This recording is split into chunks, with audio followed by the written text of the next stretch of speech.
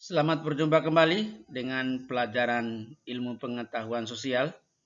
Pak Guru mengucapkan selamat berjumpa dengan anak-anakku yang langsung kita tatap muka pada hari ini. Sedangkan yang lain, harapan Pak Guru, kalian semua di rumah dalam keadaan sehat. Dan mari kita ikuti pelajaran nanti dari awal sampai akhir. Dan kita memohon kiranya Yang Maha Kuasa menyertai kita. Untuk itu kita berdoa menurut agama dan kepercayaan kita masing-masing. Berdoa kita mulai. Materi pokok kita hari ini adalah ekonomi kreatif. Tujuan pembelajaran kita, upaya meningkatkan ekonomi kreatif.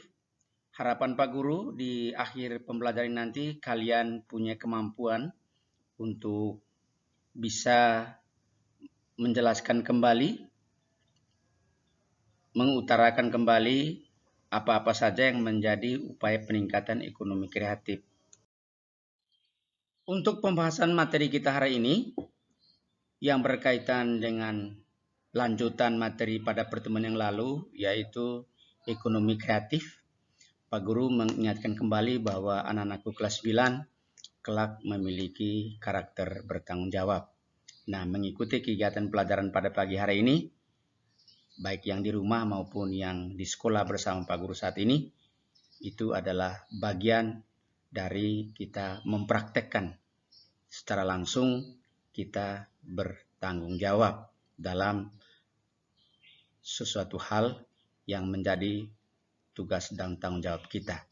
Nah, anak-anakku semuanya, bicara sistem ekonomi Indonesia memiliki acuan yang jelas, yaitu Undang-Undang Dasar 1945, pasal 33. Nah, pasal 33 ini yang menjadi acuan tadi dari Undang-Undang Dasar 45, pasal 33 ayat 1 bunyinya adalah perekonomian disusun sebagai usaha bersama berdasar atas asas kekeluargaan. Sedangkan ayat 2-nya cabang-cabang produksi yang penting bagi negara dan menguasai hajat hidup orang banyak dikuasai oleh negara.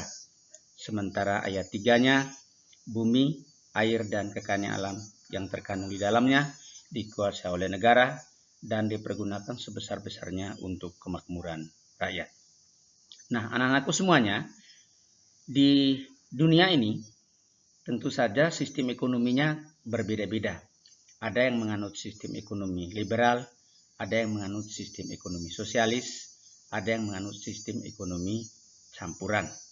Nah, bagaimana dengan Indonesia yang memiliki sistem ekonomi Pancasila ini? Nah, tentu saja kita disesuaikan dengan ideologi bangsa.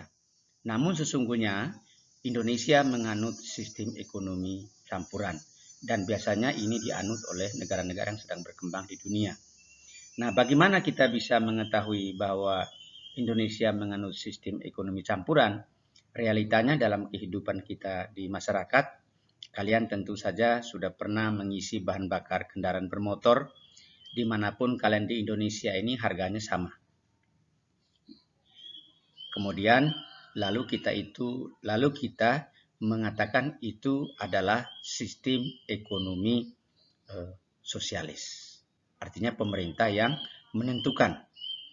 Sedangkan di sisi lain, kalau kalian pergi ke pasar, tentu saja barang-barang yang sama dengan harga yang berbeda.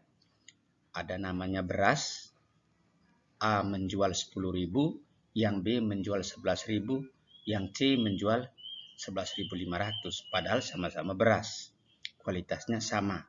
Nah, itu menunjukkan kita menggunakan sistem ekonomi liberal. Jadi ada yang bebas, ada yang ditentukan. Ditentukan dalam arti di sini, kalau sosialis itu artinya terpusat ya. Anak-anakku semuanya, harapan Pak Guru ke depan kalian bisa memahami sistem ekonomi yang berlangsung di dunia dan di negara yang kita cintai. Kita lanjut kepada beberapa strategi untuk mengembangkan ekonomi kreatif. Yang pertama, menyiapkan insentif untuk memacu pertumbuhan industri kreatif berbasis budaya.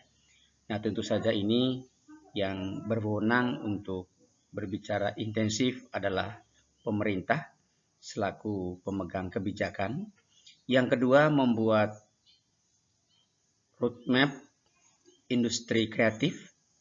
Kemudian yang ketiga, membuat program komprehensif, itu juga dari pemerintah. Kemudian yang keempat, memberikan perlindungan hukum dan intensif bagi karya industri kreatif, itu juga pemerintah. Kemudian yang kelima, membentuk Indonesia Creative Council.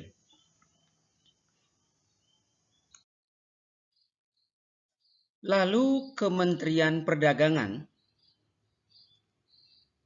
melakukan upaya pengembangan ekonomi kreatif beberapa hal. Yang pertama, mengembangkan database ekonomi kreatif yang didukung oleh ilmu pengetahuan dan teknologi khususnya. Kemudian meningkatkan penggunaan teknologi. Yang ketiga, Pekan Produk Kreatif Indonesia. Kemudian ada Festival Ekonomi Kreatif, ada wahana kreatif, ada peningkatan jangkauan pemasaran, kemudian ada riset ekonomi kreatif. Jadi riset itu adalah penelitian. Masih lanjut, yang merupakan tanggung jawab Kementerian Perdagangan adalah fasilitasi kegiatan ekonomi kreatif, kegiatan fasilitasi untuk mendorong lahirnya insan yang kreatif.